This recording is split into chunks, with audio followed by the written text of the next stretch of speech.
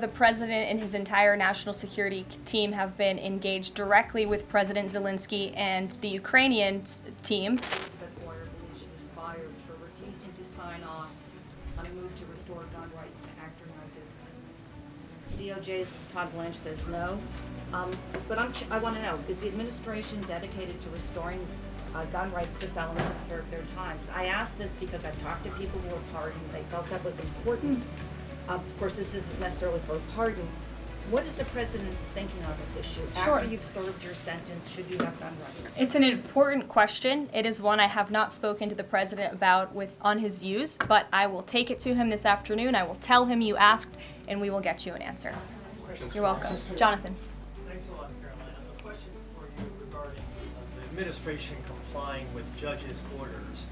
I want to ask about an administration spokesperson who's the border czar, Tom Homan. He was on Fox News. We love Tom Homan. And he was talking about the deportations, and he said the following. He said, "We're not stopping.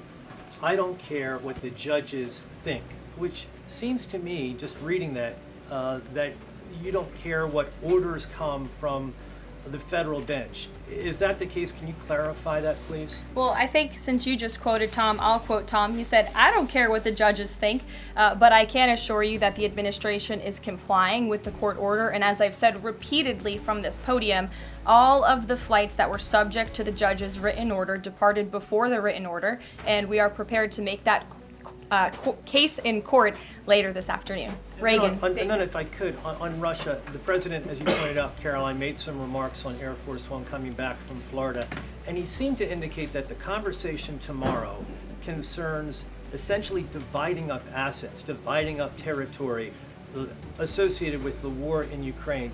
Has President Zelensky given President Trump that authority? Is that what is going to take place tomorrow?